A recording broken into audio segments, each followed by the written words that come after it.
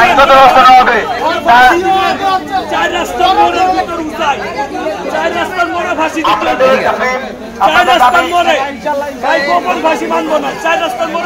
দেখেন উচ্চ জনতা আইনগত যেটা হবে সেটা আপনাদের আমার সবাইকে মানতে হবে। আইনগত বিচার হবে। আপনারা বললে হবে না, আমরা স্টুডেন্ট, আমরা অনলাইন করতে পারি না।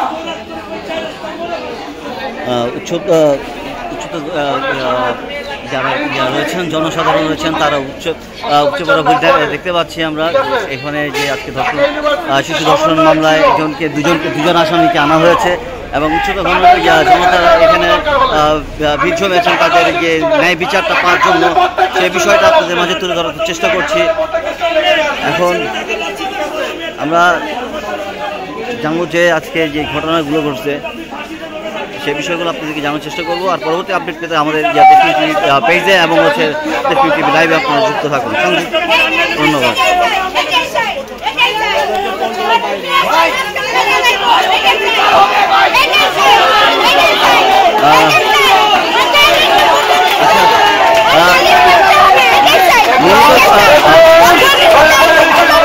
আচ্ছা মূলত কি হয়েছিল মূলত কি হয়েছিল আন্টি একটু যদি বলতেন।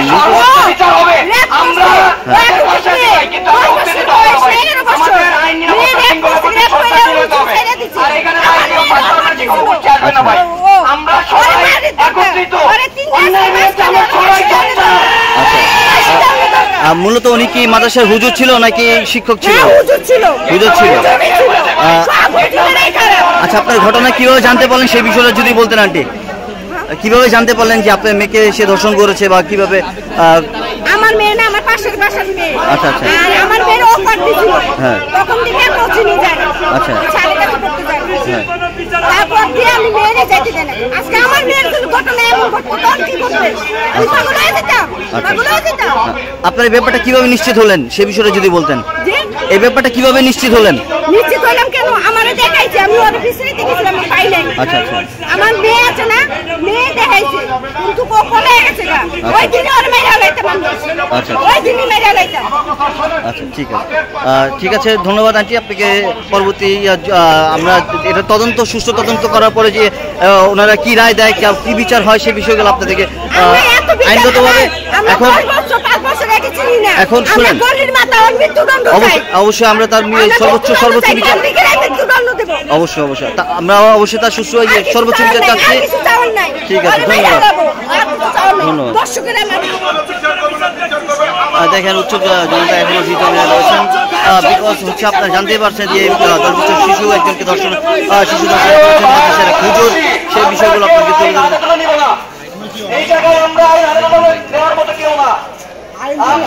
তো আমরা দেখতে পাচ্ছি যে উচ্চ জনতার ভিড় এখন অতএব আমরা এখানে কেউ উশৃঙ্খলতা না করে গেটটা ছেড়ে দেই, এখান থেকে সরে যাই। ধন্যবাদ। অনুগ্রহ করে এখান থেকে ভাই আমরা গেটটা খালি করে দেই। ভাই গেটটা খালি করে রাখা ভালো লাগে। হাতে তুলে নিব ভাই, খালি করে দেই ভাই।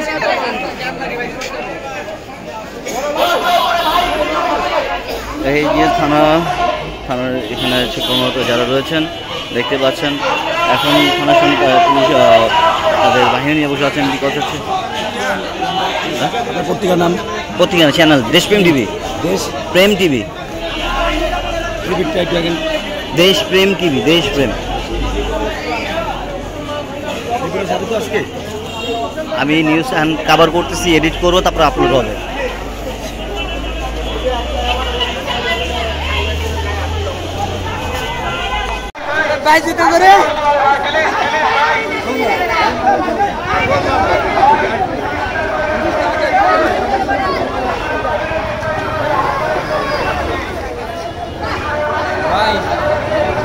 আমাদের এইখানে মাদ্রাসার হুজুররা মেয়ে ধর্ষণ কিভাবে আমরা চারটা মেয়েকে ধর্ষণ করছে 9 বছর 13 বছর 9 বছর 13 বছর আর 12 বছর চারটা মেয়েদের ধর্ষণ করছে। তা আমরা কিভাবে একটা হুজুরের কাছে আমাদের বাচ্চাদের কিভাবে সেফটি সেফটি দিব বা সেফটিদের কিভাবে বাচ্চাদের সেফটি পাবো আমরা, যে মাদ্রাসার হুজুর যদি এইভাবে মেয়েদের ধর্ষণ করে আমরা কার হাতে দিব? আমরা এটার জন্য কোনো একটা কিছু চাই, বিচার চাই।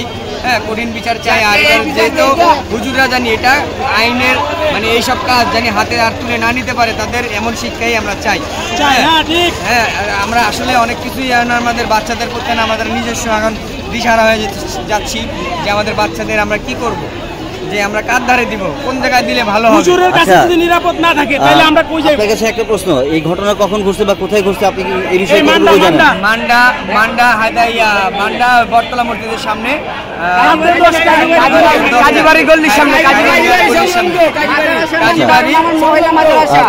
বাচ্চাটার বয়স আনুমানিক কত হতে পারে আপনার ধারণা করছেন? 10 বছর, 12 বছর, 13 বছর, 4টা বাচ্চাকে ধর্ষণ হয়েছে।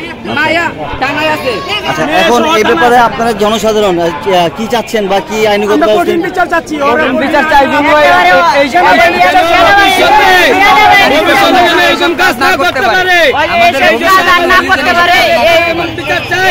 আমরা বিচার চাই। সেনাবাহিনীর এক হুজুরের জন্য হাজার হুজুরের বদনাম, আমরা এক হুজুরের জন্য হাজার হুজুরের বদনাম। আমরা পুলিশকে বিশ্বাস করি না। আমরা হুজুরকে অনেক সম্মান করি, কারণ তার পিছনে আমরা নামাজ পড়ি। এখন বলেন।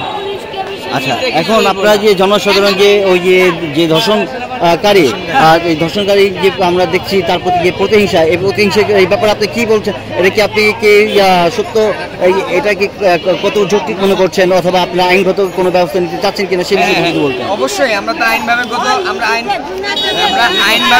আইনভাবে তো আমরা এটা অবশ্যই আইনভাবে তো আমরা এটা কোনো মানে আইনের মাধ্যমে সুষ্ঠু বিচার চাই। পরবর্তী সকল ধর্ষণের বিচার আমরা জানি মানে সর্বোচ্চ কঠিন বিচার আপনারা চাচ্ছেন, যেন বিচার এই ধরনের কার্যকলাপ জানি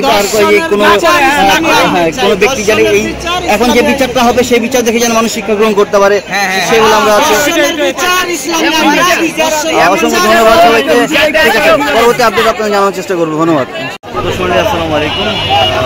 আজকে একটা ঘটনা ঘটে গেছে যে এক মাদ্রাসার হুজুর নাকি এখানে একটা বাচ্চাকে ধর্ষণ করেছে, ইভেন হচ্ছে 7 বছরের বাচ্চা এবং 15 বছরের বাচ্চা।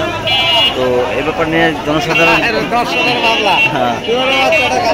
এখন এটা নিয়ে জনসাধারণ বাচ্চা ধর্ষণ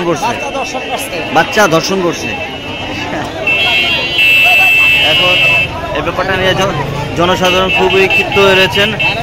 এখন আমরা ভিতরটা পরিদর্শন করে দেখবো যে ভিতরে কি হয়েছে, মূল ঘটনা আপনাদেরকে জানার চেষ্টা করব।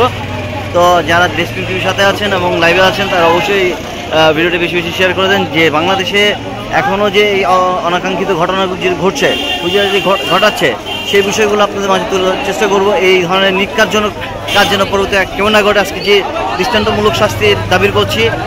এখন আইনগত কী ব্যবস্থা নেয় সেই বিষয়গুলো আমরা দেখব। ইভেন হচ্ছে আমরা এটা হচ্ছে অন্তর্বর্তী সরকার যে এখন উপদেষ্টা তাদের কাছে আমরা এটা হস্তান্তর করবো ইনশাল্লাহ।